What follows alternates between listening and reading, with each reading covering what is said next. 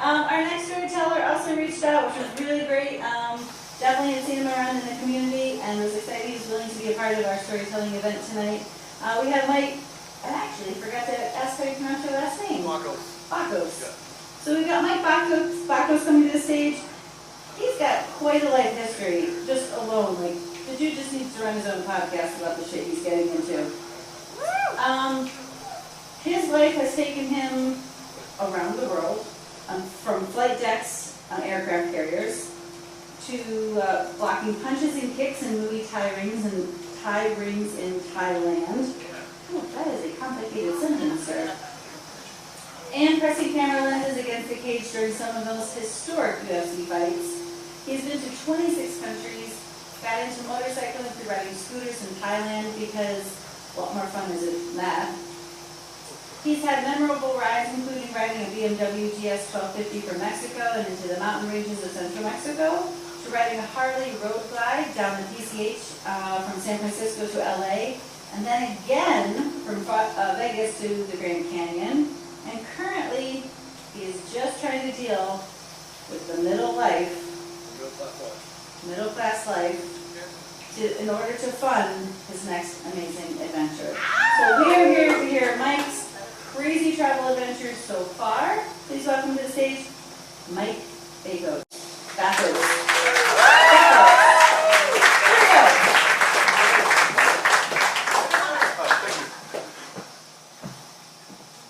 Alright, so you're probably going to be asking yourself during the presentation, Mike, what the fuck does this have to do with motorcycles? Just chill, we're going to get there, I promise. So I'm going to open up with a quote. Don't aspire to mediocrity. Even if you fail, just try to be awesome at something. Anything. It doesn't matter, just try to be awesome. And that quote was said by Anthony Bourdain. And I spent my whole adult life chasing this motherfucker. I wanted to be Anthony Bourdain.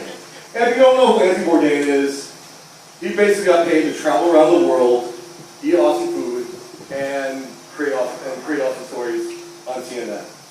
Of course, and he wasn't just any travel show host, he did it with this punk rock ethos that basically just a middle finger to status quo. And I grew up a misfit in a conservative environment. You know, I never wanted that mediocre middle-class suburban life that I should want. You know, my personal hell is living in Franklin, Wisconsin, stuck in the cage of the safety and security of a 3-bedroom house with a 2-car garage. You know, just having a circle jerk with corporate suburban dads talking about lawn care, grilling, and how close our sons are to getting a D1 scholarship at football. You know, I didn't want to be a mediocre conformist, so I did what any other misfit in suburbia would do. Okay, spacebar please. I joined the fucking Navy.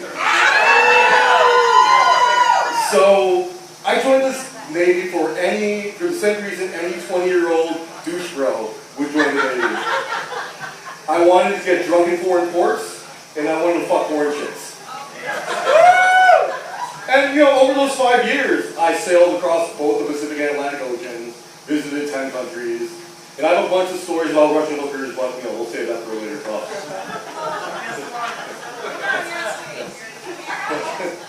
So after my enlistment, I went back to that fucking suburban hellhole, Franklin, Wisconsin, because my parents lived there, and I was just trying to figure out what I want to do next in life. And while I was there, I went to this towny bar that was near my parents' house, and I saw the people I went to high school with, all these mediocre bros.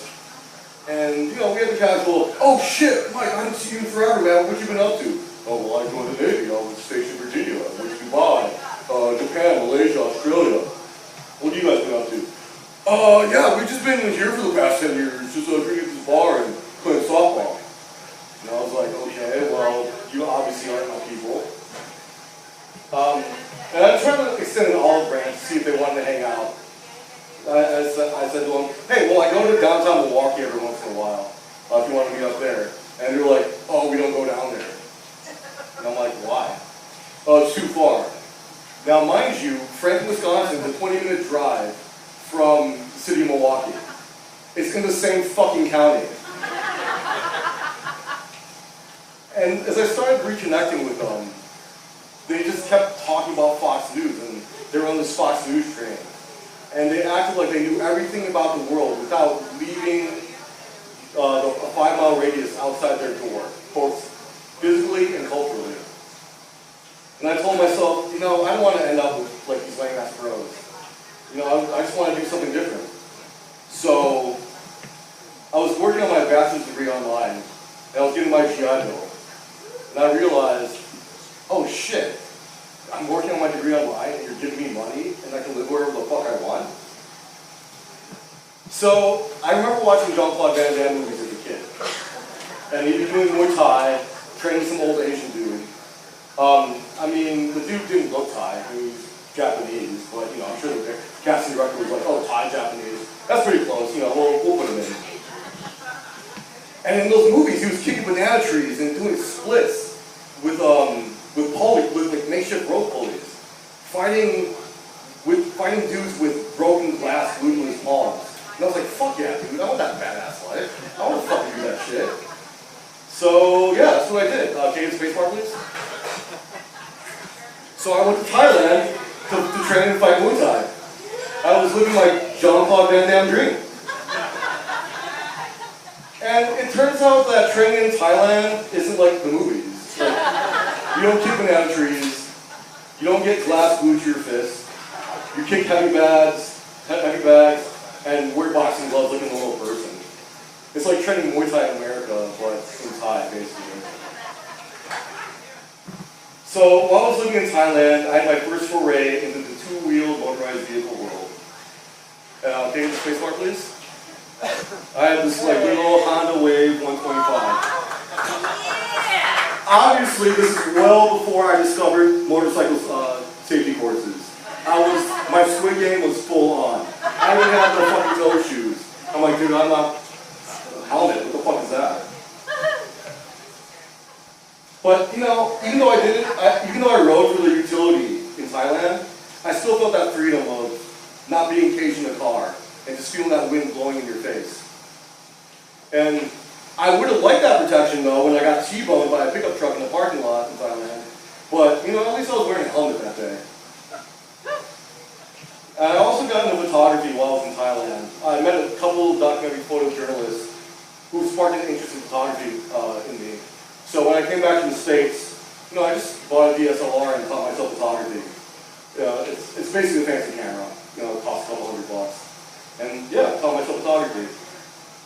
And I worked to hone my craft on a daily basis because I didn't want to be mediocre at photography. I didn't want to take suburban mom photos with no thought of composition and no thought of subject matter. And I just delved myself into it. Next slide, please. That's my PowerPoint, guys. I apologize if I bore the fuck out of you tonight. So within a few months, I took this photo in Milwaukee, the Pabst Theater at City Hall, and it showed up on the noon news broadcast on Milwaukee's NBC affiliate. And they gave me a gift card to a fancy restaurant and have a day of kayaking on the Milwaukee River. So technically, I'm an award-winning photographer. Sadly, that's the only award I've ever won for my photography. And eventually I came back to Chicago, found a journalism internship at a small newspaper in Humboldt Park. And I covered a lot of community events. But my big break came when I interviewed a UFC fighter. And I met the UFC PR director, and I was like, hey bro, can I go to Vegas and cover this fight? And he was like, yeah, fuck yeah, dude. So, can you get the next slide, please? So, for the next 4 years, I spent covering, pressing a camera lens against a cage at a UFC fight. And these were some of the fights I covered. I covered fights in Shanghai. This Ronda Rousey fight in Vegas. These two fights were in Vegas. All over Texas, LA, Chicago. And I'm sitting here taking photos next to Joe Rogan.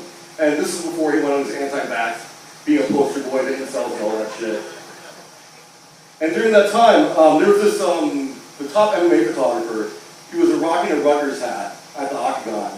So I guess, like, you know, his buddies would know who he is on TV. So I was like, you know what, dude? I'm gonna one-up you, bitch. I'm gonna wear a Northwestern hat because I just got into Northwestern that year. And the UFC PR director also went to Northwestern. And, you know, so I was able to get the hookups and all the interviews and all that shit. But before I went to Northwestern, can I get the next slide, please? I found out that Harley Davidson was offering free motorcycle classes to veterans. And I was like, yeah, fuck yeah, dude, I'll take that. I like free shit. So, of course, you know, I took advantage, got my Class M. And that summer, I went to Prague, and I rented this Honda CBF 650. And I just took a bunch of photos there. Actually, that weekend, I rode an hour out. Next slide, please. To this bone chapel out just an hour away from Prague. Honestly, I just heard about it. It sounded cool. I don't know shit about it. I just take photos for the gram. I don't want people to talk about history, honestly. I work in social media. I'm pretty narcissistic. But Prague is where I try to figure out how I can combine my love for travel, motorcycles, and photography. So I came back to the States and I learned, like, oh shit, you can fucking ride motorcycles? This is dope. You know, so I decided to sign up for Club Eagle Rider. And I was thinking about my next venture. And I was like, you know, dude, I've been to fucking Thailand, the Czech Republic, even fucking Nigeria and Pakistan. But I've never been to Mexico. And I didn't want my first trip to Mexico to be that fucking lame, going to Cancun, getting wasted at a 5-star resort, and just passing out on the beach. So, next slide, please. Oh, by the way, this is another shot I took in Prague. I just want to show off my travel photography that I'm actually kind of somewhat decent at photography, I guess. And next slide, please. So I rented a BMW GS 1250 in Mexico. I had rented it in Mexico City and decided to ride up central Mexico through the mountains. So this right here is Bourdain. It's like the 3rd largest big rock in the world. There's a scientific term. Again, I work in social media. I'm fucking narcissistic. I don't know shit. You know, and this is it. This is me in Querétaro, Mexico. And, you know, and on my goal was to go to the sculpture garden.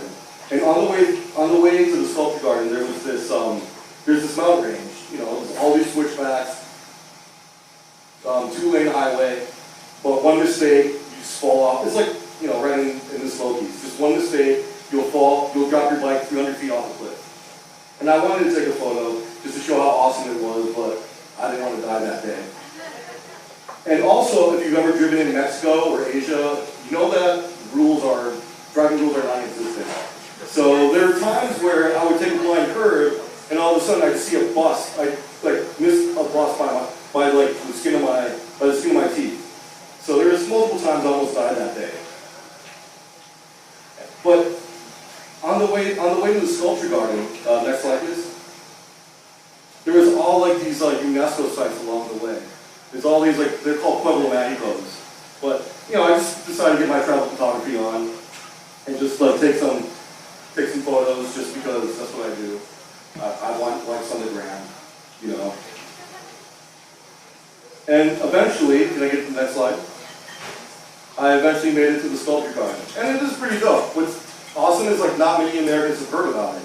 So, until you guys today. There was not many American tourists there. And that's my MO of travel. I don't want to go where I hang out with Americans. Because if I want to hang out with Americans, I just stay here. I just hang out with you guys. So when I'm in a foreign country, I make it a point to not to avoid Americans as much as I can. All right, next slide. So then I tried this GS 1250 again, and I rode to Colorado, and I went camping at the Grizzly Reservoir, which is 6 miles south of an Independence Pass. It was a free campsite, so I was like, oh fuck it, I love free, you know. So I went camping there, and right next to and one campsite over, these 2 girls were just taking photos, obviously for the gram. These 2 lovely girls came up to me. They had European accents, and they asked if I'd be willing to take a photo, or take a photo of them. And I was like, yeah, of course, you know. And I had my fancy camera on me, I was like, hey, wait a minute, you want to do a photo shoot? So next slide, please. So, I just did a photo shoot with them, just hopefully they got some likes on the gram. But, honestly, I've been unlucky with the GS 1250. If I have an unlucky bike, it's definitely the BMW GS 1250. On my way to Colorado Springs, I don't know, probably right when I got to Colorado Springs, when I stopped for gas, I noticed the key fob flew out of my pants.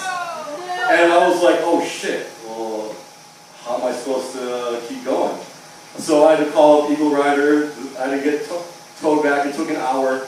I had to pay $500 for that key fob. And then there was this magical incident at the Garden of the Gods. Move! There you go.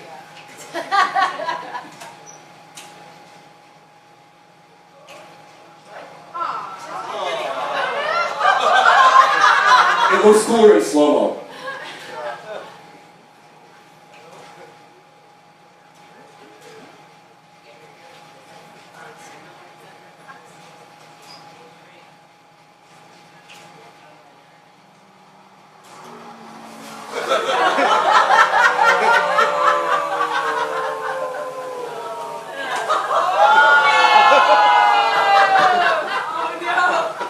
Alright, so I kind of want to wrap it up with this last quote. If you're a writer or storyteller of any kind, this is a Bourdain quote, obviously. If you're a writer or storyteller of any kind, there's something monstrously wrong with you. I just spent about 10 minutes just of your time putting a spotlight on myself, trying to convince you that I'm cool enough to be on the stage. And I also, as I said, I work in social media, so I definitely have some narcissistic tendencies. But honestly, what I learned from creating content is that the lens filters the experience. It doesn't allow you to be fully present in this environment, in the new environment you're in. Because you're so focused on capturing that amazing shot that will get all the likes on Instagram or TikTok. But on the flip side, this is why I ride motorcycles and this is why I do martial arts. Because I have no choice but to be present in the moment. If I'm not focused on that moment, I'm either going to get knocked the fuck out, choke the fuck out, or I'm going to drop my bike and fall into a 200-foot cliff in Mexico or the Smokies. But because I spent all this time trying not to be mediocre, I found myself in amazing places, in amazing situations. That maybe justifies me being here today on the stage, from the UFC and all the other travel shit I've done.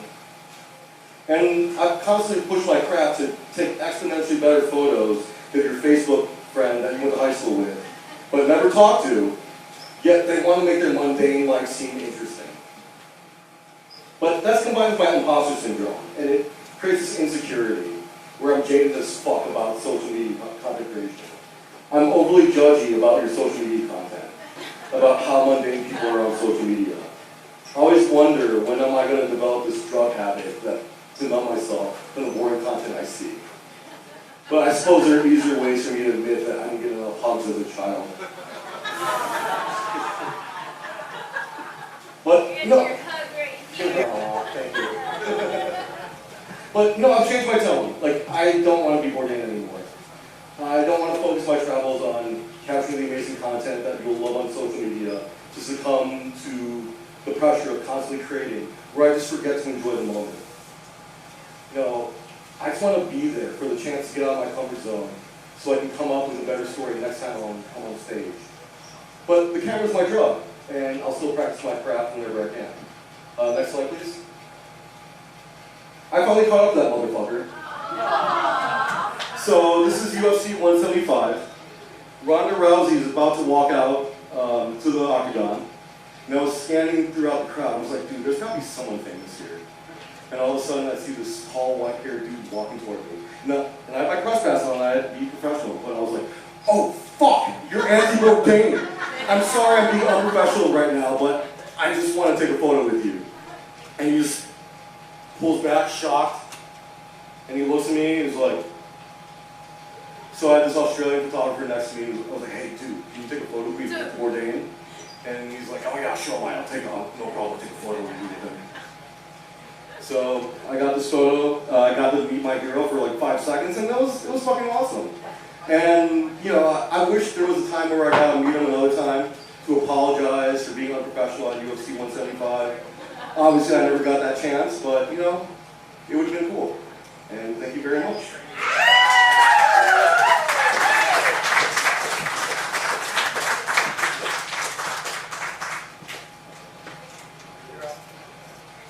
I think no matter how long it takes, you should definitely keep working to make that dream happen for yourself. So whether it was meeting Anthony Bourdain, which would be a dream, I believe I would probably have a very similar response. Like, oh fuck, Anthony Bourdain! Yes, hi! Or getting your bike to start. Or getting your bike to start. Sometimes it's something so simple, so frustrating at the same time.